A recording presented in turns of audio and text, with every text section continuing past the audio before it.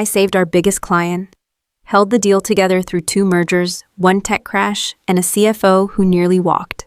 So when I asked for a raise, I didn't expect applause, but I didn't expect this. The CEO smiled and said, "Your reward is job security." I said nothing, because in that moment I realized something more valuable than a title or a raise. They didn't know what I carried. And they were about to find out what happens when the one holding everything lets go. I still remember the day I was called irreplaceable. It wasn't during a team meeting, it wasn't in an email, it was whispered by a client after the cameras stopped rolling and the investors had stepped out. "You saved the deal, Natalie," he said. That room didn't know half of what was at stake, but I did. Emergent Capital had just renewed a $7.4 million service contract, with us 3 years, 12 global offices, full data integration. It was the kind of deal startups like ours weren't supposed to win, but we did. And it wasn't luck. It was 15 months of late calls with compliance, 11 revisions to our onboarding pipeline, 2 internal teams that nearly quit from burnout until I stepped in, rewrote the client handbook, and walked their PMs through every touchpoint by hand. That's not ego. That's just the part no one else wanted to do. Officially, my title was Director of Client Success. Unofficially, I was the parachute, the translator, the firewall, the last person a client called before walking away. It didn't say that on my badge, but it showed up in our renewal rates and our retention metrics. And still, 3 days after we signed the emergent renewal, I sat across from our new CEO, Reed Garvey. The handshake was firm, the smile was polished, the praise was vague. "You're one of the pillars here," he said. "Everyone speaks highly of you." I nodded, careful not to smile too much. I'd heard that tone before. Compliments with sharp edges. He asked about scalability, client health scores, our NPS trajectory. I gave him facts, benchmarks, future risks. He scribbled something in a notebook and said, "Good. We'll circle back on team structure next quarter. For now, hold steady. No major changes." I left his office uneasy, not because of what he said, but because he never once asked how the emergent deal closed. Never asked who got on the red-eye to Chicago when onboarding fell apart. Never asked why my name was in the footer of every client roadmap. It was the first sign he saw results, but not the person behind them. And the moment a company forgets who carried the weight, that's when they start losing it. I didn't ask for stock options. I didn't demand an executive title. All I asked for was a salary adjustment that matched the job I was already doing. It was a Monday afternoon when I sent the calendar invite, subject line Q2 alignment, role and compensation. I kept the body short, professional, just enough to give Reed a heads up without giving him an excuse to cancel. He accepted within 5 minutes. That should have been my first clue. When I stepped into his glass-walled office, he didn't offer coffee or small talk. He gestured to the seat across from him, notebook already open. "I assume this is about your comp review," he said. I nodded. Yes. I wanted to revisit the structure we discussed during onboarding. When I came on, I was told performance-based reviews would happen annually, and we're well past that marker. He gave a slow nod like he was timing his reaction to the words. "I've outlined benchmarks from the last 18 months, I continued. Client retention, onboarding efficiency, churn mitigation. I've also pulled comparable roles across Austin and the industry average." Reed raised a hand just slightly. "Let me stop you there, Natalie." He leaned back, folding his arms. "No one's questioning your value. You've been exceptional. The emergent renewal, huge. The numbers don't lie. But..." He exhaled like this part hurt him. "We're tightening across the board. Strategic spend reduction. You know how it is." I kept my face neutral. He went on. "We can't afford a salary change right now. But your reward, your real reward, is job security. Not everyone gets that, especially at this stage." There it was. Job security, like that was a gift I hadn't already earned 10 times over. I nodded once slowly. "Of course," I said. Reed smiled, relieved. "Appreciate your understanding." I stood, thanked him for his time, and left the room. He didn't ask to see the benchmarks, didn't read the documentation I'd prepared, didn't even ask what I was currently making, because to him my loyalty was cheaper than my labor.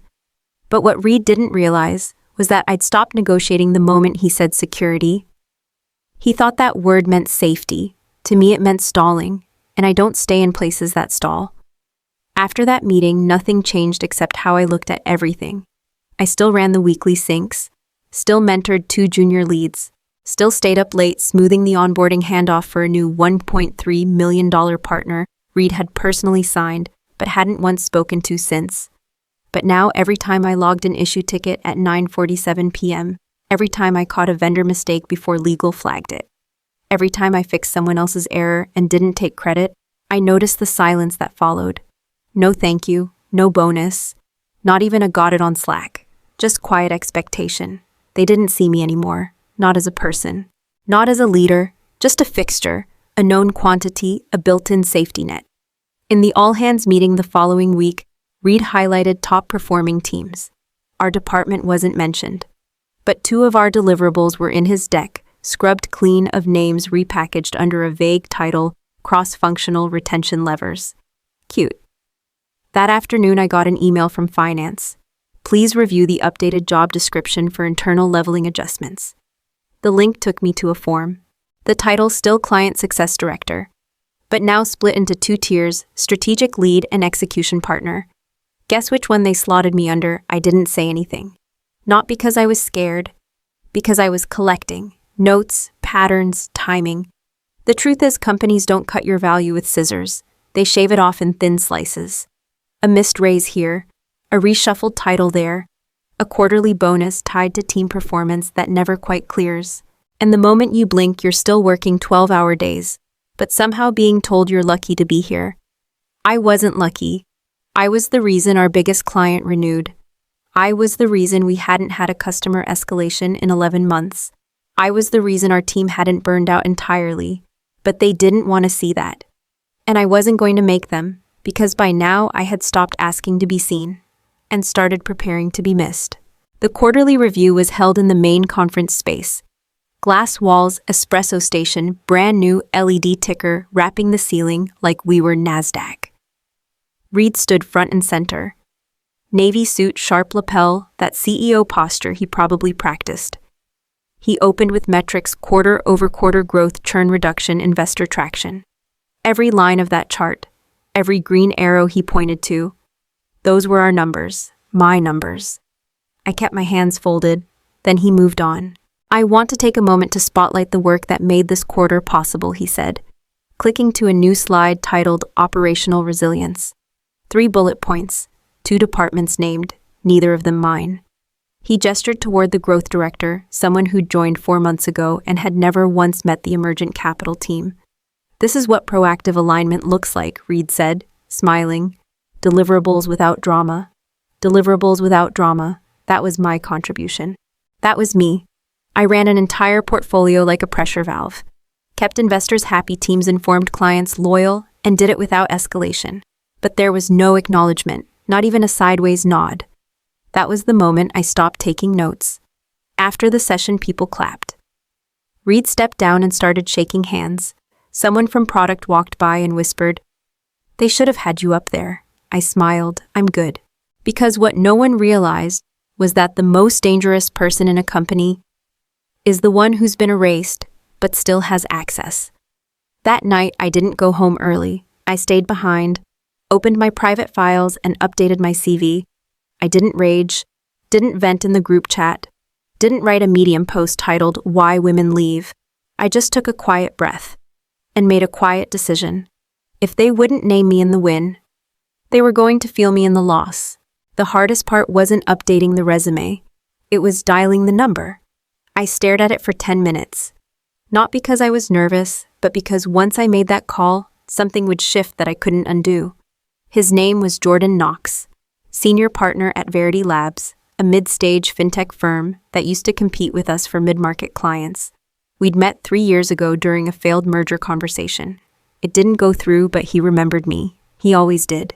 I'd gotten a LinkedIn message from him 8 months ago. Let me know if you ever get tired of being the smartest person in the room and still being asked to take notes. Back then I laughed. Now I wasn't laughing. I hit dial. He picked up on the second ring. "Natalie, hi Jordan, you still mean what you said?" A pause. "I do," he said. "Did something happen?" Nothing dramatic, just realization. He didn't ask for details, didn't prod or push. He just said, "Let me set up a coffee. Off record. Wednesday work." I agreed. That meeting was fast, clear, and quiet. He knew what I brought. He'd done his research. And more importantly, he understood my silence wasn't passivity, it was precision. By Friday, I had a formal offer. $176,000 base, 10% signing bonus, full autonomy over client operations, optional transition period if I wanted to bring someone over. No titles layered in corporate fluff, just one head of strategic client success. I printed the offer, slipped it into a sealed envelope, and put it in the bottom drawer of my desk. I wasn't going to throw it in anyone's face. I didn't need a mic drop. I just needed it ready, because now every time Reed said circle back next quarter, every time someone forwarded my roadmap without credit, every time I got CC'd instead of invited, I'd remember I already had my exit key. I just hadn't turned it yet. And when I did, I wouldn't be the only one walking away.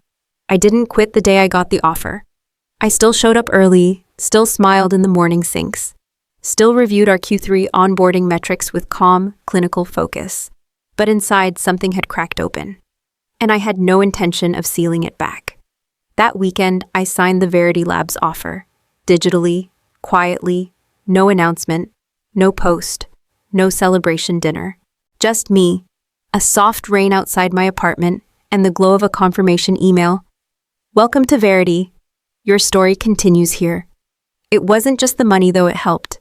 It was the respect, the clarity, the lack of negotiation. They didn't try to lowball, didn't ask for proof I was ready. They knew what I was worth because they'd seen what happened when I was missing. I printed the contract, folded it, slipped it into the same envelope that had lived in my bottom drawer for weeks. That Monday, I went back to work like nothing had changed. Except everything had.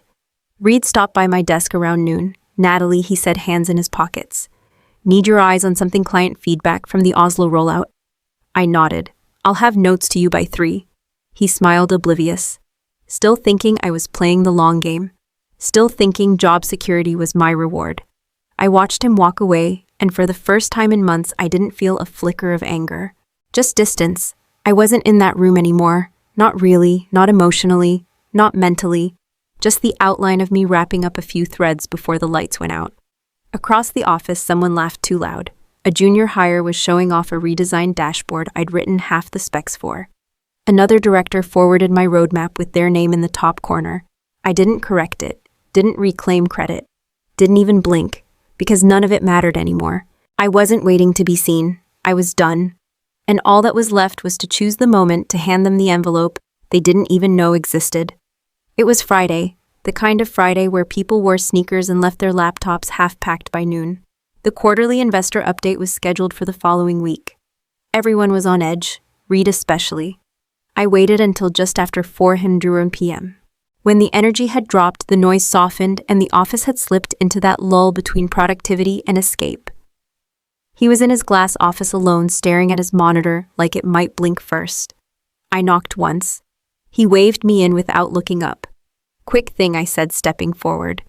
I placed the sealed envelope on his desk. Cream cardstock, no logo, no weight unless you knew what it meant. Reed looked up puzzled. What's this, my formal resignation? 2 weeks' notice. He blinked once. Wait, what? I didn't repeat myself.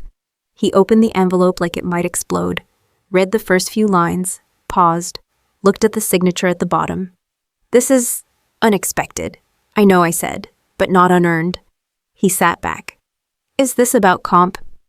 About timing, we can revisit. It's not about timing anymore, I said, calmly. It's about trajectory, mine specifically. He swallowed. Look, I've always valued your work. You valued the outcome, I corrected, not the architect. He stared at the letter again, then at me. Where are you going? I've already signed. A beat of silence, then softly. We were just getting to the good part. I almost laughed. No, Reed. You were just getting comfortable. I turned, walked out, and left the door open behind me. I didn't pack my desk, didn't say goodbye, didn't drop hints. I just forwarded my transition plan to HR, turned off Slack, and caught the elevator down while the office was still pretending things were normal. Let them read the email. Let them realize.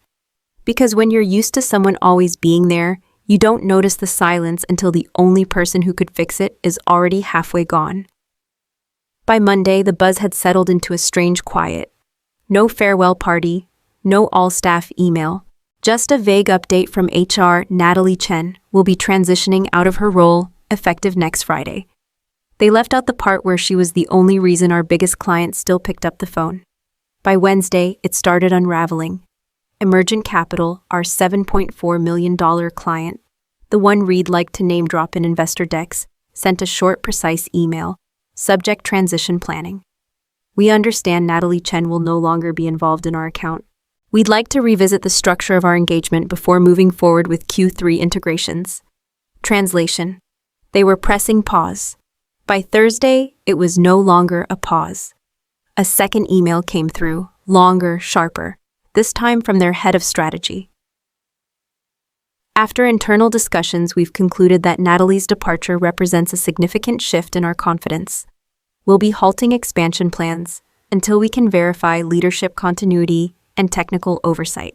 The number floating behind that decision, roughly $2 million in projected upsell pipeline, gone in less than a week. I didn't gloat, didn't watch Slack implode or eavesdrop in the war room, but I knew what was happening. People started whispering. 1 p.m. pinged me off platform. Did you really leave, or are they just saying that another boulder? They're asking who has your decks. No one knows where half the documentation lives. I let the ping sit unanswered, because this wasn't personal, it was structural. They'd built a house on quiet competence, then pulled out the foundation thinking it was just decorative. By Friday morning, Reed was in full-blown salvage mode. Emergency meetings, last-minute calls to Emergent, even floated my name in a staff thread. Natalie may still be open to consulting, exploring options. I wasn't. The offer had expired the moment he said job security. You don't get to erase someone and then expect them to rescue you just because the numbers turned red. The Monday after I officially left, I woke up at 7:15. Not because I had to, because I wanted to. The email from Verity Labs had come in at 6:42. Welcome to your first week. We've got a strategy huddle at 10, casual virtual. Join when ready. I made coffee, opened my laptop, and sat down at a desk with my name already printed on the welcome slide. No scrambling for access. No awkward who do you report to, just clarity. They didn't just bring me in for optics. They gave me ownership, authority, backing. And for the first time in months, I exhaled fully. Meanwhile, back at my old company, things weren't as crisp. I didn't need to spy. Word travels faster than memos when panic sets in. One of my former direct reports messaged me quietly. Emergent just pulled phase 2, $2 million contract gone. Reed blamed market conditions. Another sent a screenshot from LinkedIn. Why is Emergent following Verity Labs? All of a sudden, I didn't reply, because I wasn't chasing validation. But the funny thing about building something right is that even when you walk away, the weight of your absence keeps echoing. A week later, Jordan Knox from Verity popped into my office. Small update, he said, smiling. Emergent reached out. They're interested in better alignment moving forward. Their words. I raised an eyebrow. Do we want them? We want you, he said. They're just a bonus. I didn't smile, not right away. I just nodded and returned to my notes. Later that night, I found the envelope again, the one I'd handed Reed. The one I printed from my kitchen table the day I realized silence wasn't safety. I didn't reread it. I just remembered how still his face was when I said you valued the outcome, not the architect. Because that was the line. Not dramatic, not cruel, just honest. This was never about revenge. I didn't torch bridges, didn't destroy files, didn't poison the well. I just left. And when I did, I took everything I built with me. Not physically, not legally, but structurally. Because I was the system. And when the system walks away, no one has to shout. The silence does it for you.